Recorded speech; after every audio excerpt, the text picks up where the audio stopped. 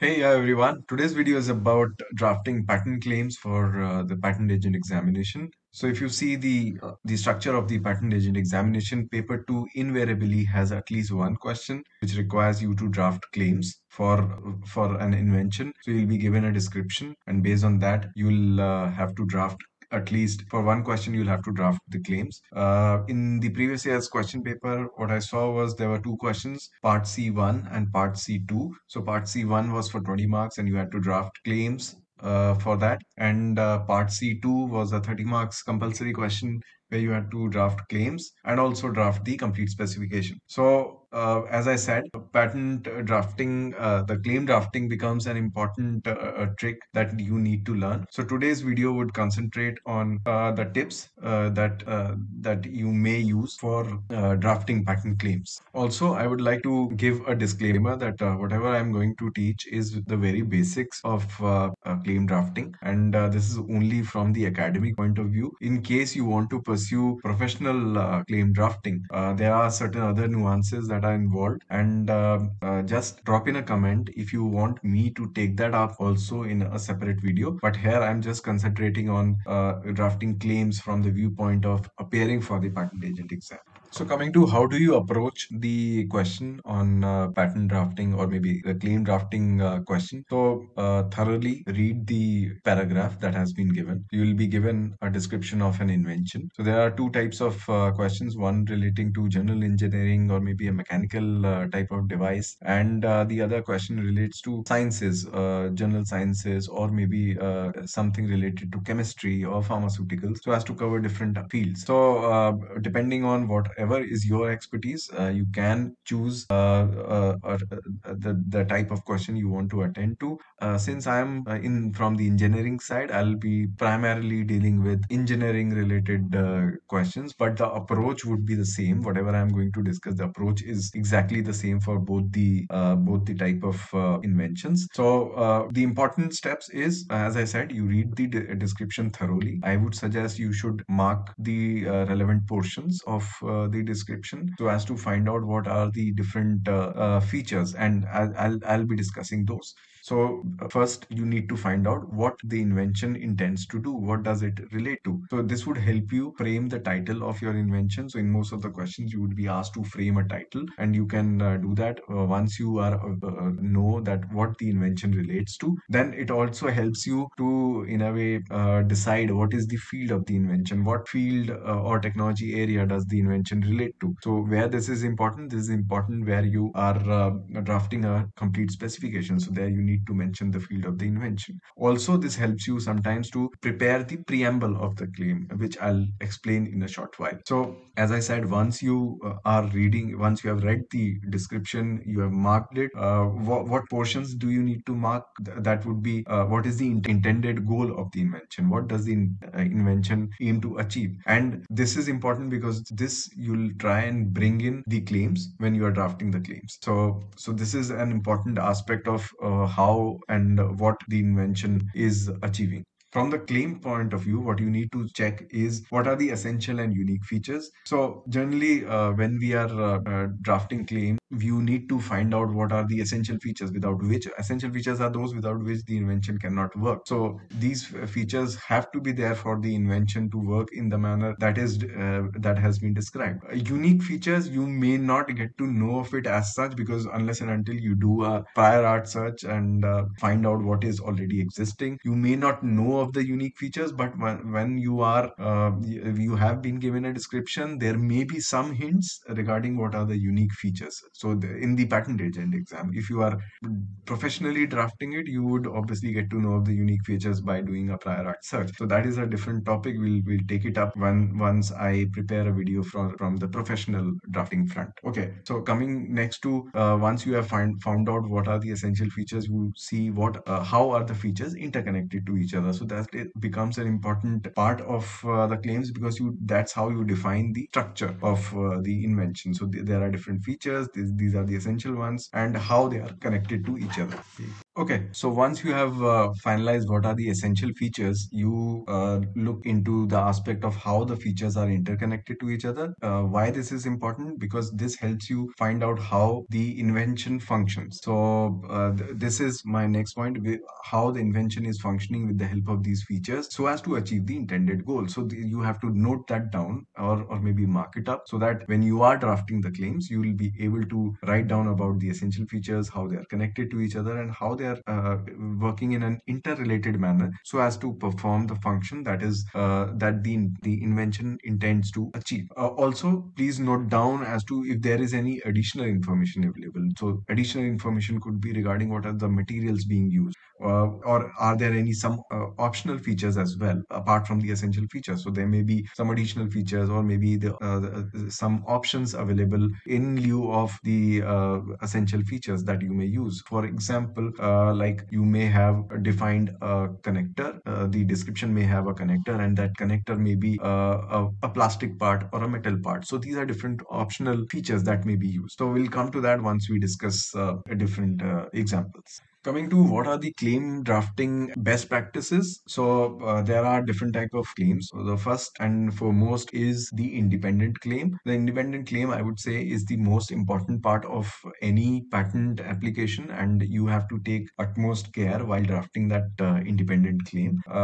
From the professional point of view, this becomes very important, because this claim defines the scope of protection that you are giving. From an academic point of view, I you have to still make that claim as best as possible, because as I said, that is the most important claim. So coming to what are the claim drafting best practices, there are different type of claims that you have to draft. The foremost one is the independent claim. Independent claim is the most important claim, because it defines the scope of protection that is available to any patentee. And so you need to claim, or you need to prepare this independent claim with utmost care. So what does the independent claim include? It defines the essential and unique features. As I said, you need to identify those. It provides for what is the interconnection between those essential features, and how these interconnected features are functioning so as to achieve the intended goal of the invention. Now, what does the dependent claim include? So dependent claim is,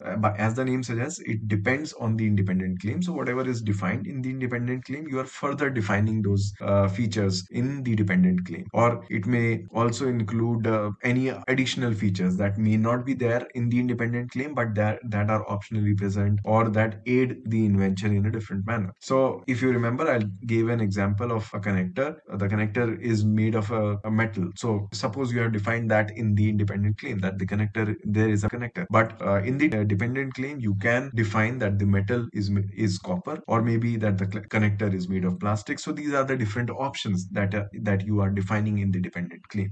So you may be thinking as to why the different options cannot be specified in the independent claim itself. While that can be done, but that limits the independent claim, the scope of the independent claim, and ideally you would not want to limit the scope of your independent claim. So that is the professional part of it. You don't want to have a very limiting independent claim. From academic point of view, as of now, what you need to know is your independent claim should have broad features. It should not be limited down to the exact details. You can cover those exact details in the dependent claim. Coming now to what are the parts of an independent claim. This would be a preamble. So as I said, if you would remember, I had mentioned that you need to note what the invention relates to. So the preamble forms that part. You define, that is the introductory part of the claim. You define what the invention or the claim is pertaining to. What does it relate to? So after the preamble comes the transitional linking element. So this is a connector or a connecting element which connects the preamble to the next part of the claim, which is the body, which I'm coming to. So for now, what you need to know is you need to use comprising as the transitional linking element. So this is describing what the claim or what the invention relates to, and what does it include, what all does it include. Then comes the body, wherein you define what are the different features and how those features are working together in an interconnected manner, so as to enable the working of the invention.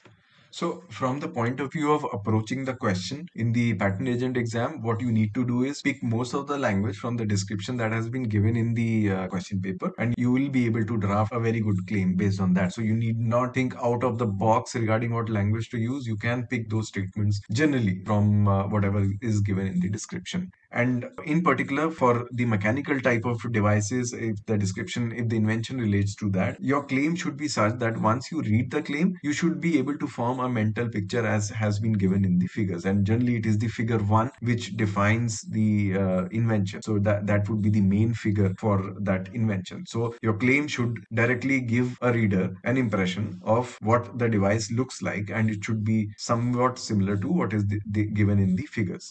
Don't use words like can, may, could. These type of words points toward some ambiguity in the claim. You have to use words like is, are, being. So these are definitive words or definitive language. You need to take care of the antecedent basis for the elements or the essential features or whatever features you are defining in the claim. So whenever you are introducing the element for the first time, you need to use a or an, and whenever you are using them subsequently, you'll use the.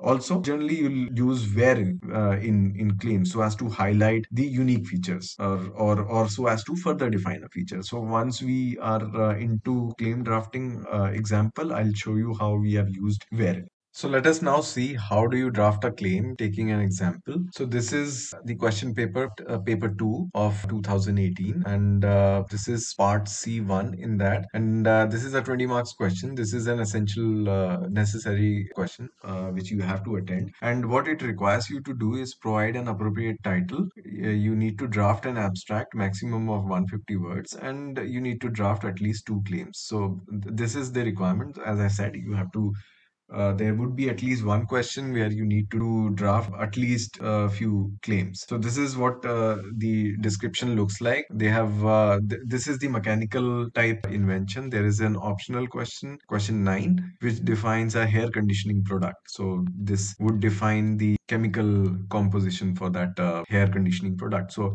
depending on what is your preferable area, you can select either of the two. As I said, I'll be dealing with the mechanical type invention. This relates to, as you can see, a garden sprinkler hose. So what I've done is I've pre-marked this description so as to find out what are the different parts of it. So you need to find out what the invention relates to, and you'll use that to form the preamble of the claim, and this would also be the field of the invention. So this is what the invention is. It is a garden sprinkler hose which delivers water to restricted areas, and the invention, the description would define how this is performing this particular aim. So this is what is the aim of the invention and what it relates to. And in the next few lines, we'll see as to how that is done. So it briefly then defines what is the object. So it briefly is defining what the invention is trying to do. And if you go down a bit, you'll see what is the construction and what are the different features. So if you will see, it provides that it is a hose construction which is triangular in shape, and it has three wall sections, two out of which are relatively firm and thick, and the third one is thin and flexible. And you have to read through all the disclosure that has been given in the description part and mark out the different features. So here I have done that marking. I'm just putting it all in here. Maybe you can take a screenshot, maybe pause the video for a while and see what all I have highlighted. I'm not going to discuss that in detail because otherwise the video would become very long. You can see as to what are the different elements I have highlighted. So here the construction is given. There is a reference to figure 1, which, as I had said, is generally the main figure, and it defines what the invention looks like. So this is figure 1. This is what the garden hose looks like. These are the three walls which are given, and there are reference numerals also given. So you can always correlate the reference numerals to what is given in the description so as to find out what the invention is describing and how this is describing. So very briefly, there are three walls.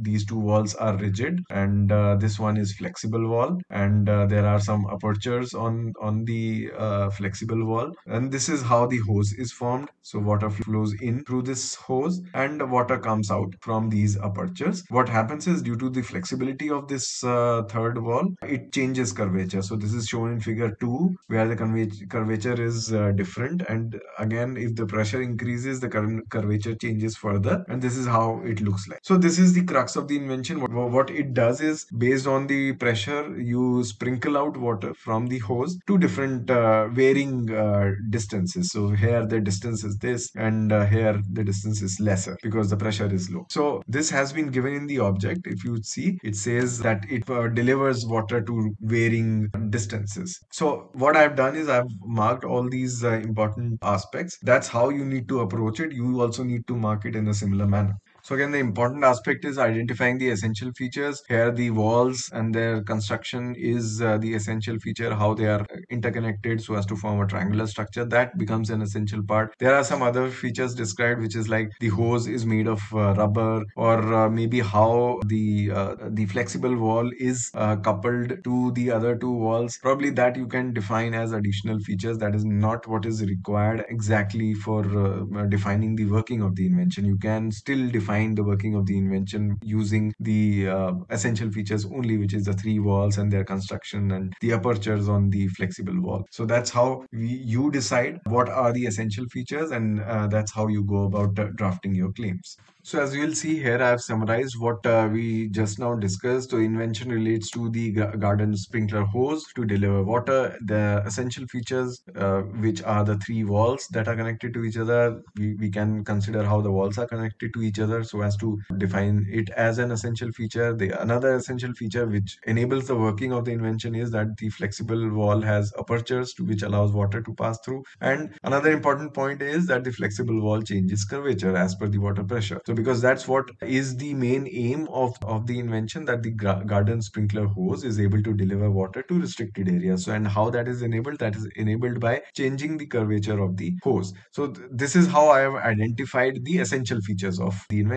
Then as I said, there are additional features. There is some description given with regard to what is the connection between the two walls and the third wall. So it is given somewhere around this area, which says that the junctions between each of the walls 11 and 12 and the flexible wall are covered continuations of the flexible wall. So this is the portion I'm talking about. So this is like an additional information which is not exactly required for working of the invention. So you can always define it as an additional feature. So I have included that as an additional feature, and then there are materials used for the walls or the hose, which says there is rubber which has been used. So you can always to say that this is an additional feature.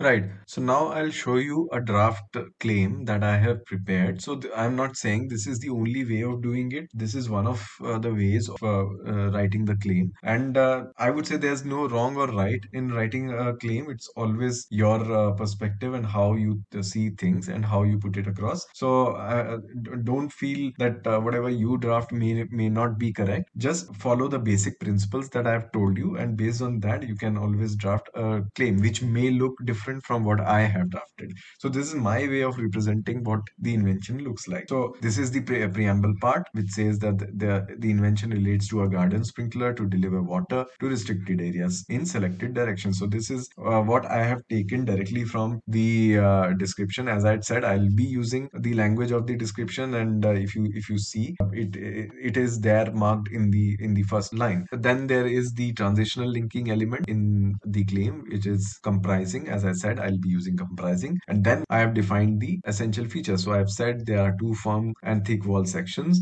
It is always good to use the reference numerals which are provided in the description, because then it is very easy for someone who's reading the claim to relate the claim to the description and understand the claim. So this is a very good practice to write the reference numerals always along with the element. So now I have said there are two firm walls which are joined at one of their longitudinal edges to extend at divergent angles. If you see, this language is somewhat I have copied from the description. So this is the language which I have directly copied. And as I said, you need to copy everything from the description.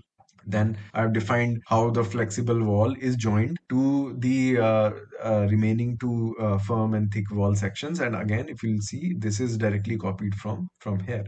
So this is how I've defined the, as I said, I've defined the two the elements, essential elements. So these are the essential elements. They are joined together to configure a triangular construction. So this is also an important element. So I have defined it in the claim. I've also put all the antecedent bases in bold. If you would recall, I'd shared that you need to have proper antecedent basis for all your elements. So this is how it works. You introduce the rigid wall section for the first time, you used A, and then you are using it for the second time, you now use it with D. So this is how it works. And writing it is using the antecedent proper antecedent basis is a very good practice which you should follow, and I believe you'll get good marks in your examination if you are using that practice. Again, here I have used wherein. I'd told you that I'll share to how this wherein can be used. So now I have defined how the two elements are connected to each other, but how the invention is working, or what are the special features of the elements, I have defined it with wherein, where I have said that this rigid wall section has apertures. So this is a unique aspect of the invention, and I have defined it using wherein. You can also define it without using a wherein, but it always is a good practice to use wherein in your claims. Also, another essential element of the invention is that the rigid wall section is changing its curvature as per the pressure of the water, and that is also, again, I have copied from the description. All the language here is a part of what is there in the description. I'm not use any language as such of my own. So this is a cue that you need to take from the description. You take everything from the description and write a claim. So I think you'll appreciate that the portion where it says that the curvature changes is also an essential part of the invention, and that's the reason I've brought it into the independent claim. Now, coming to the dependent claims, this is how you write a dependent claim. So it would be numbered sequentially, and then you again mention the part of the preamble because the invention relates to garden sprinkler hose. So I've written that, and then you say of claim one. So in a way, that's how you are making it dependent on the independent claim, by saying that it is referring to the same garden sprinkler hose which is defined in claim 1, and then using wherein you further define the features which are there in the independent claim. Or maybe if you have to introduce any new features, you can also introduce it in this claim. So now here what I have done is again copied the language from the description and said that how the thick wall sections are connected to the rigid wall section. So if you just want to check, this is where the language is, and I've just copied it here.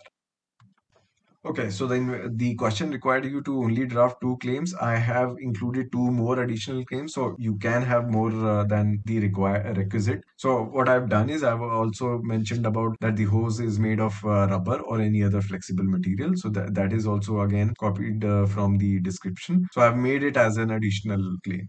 So I've added another dependent claim, purposefully to show to you how to use definitive language and how you should not be using indefinitive language. So this claim says that the either of the two firm and thick wall sections serve as a base on which the hose rests. So this is copied from here. This is the portion which says permits either of the walls to serve as a base on which the hose may rest. So if you would note, it says may rest, but in the claim we have not used may. We just have used an unambiguous language and said that on which the hose rests. So this you need to take care of, that you don't use words like may, can, all that what I had explained earlier. So with this, I conclude my video. If you have liked it, please hit the like button and subscribe to the channel. What I'll do is I'll also place these claims in the description so that you can always read it, and if you have to refer to it again, you can refer to it. My next video would be about how to draft patent specifications or the detailed description. So please watch out for that.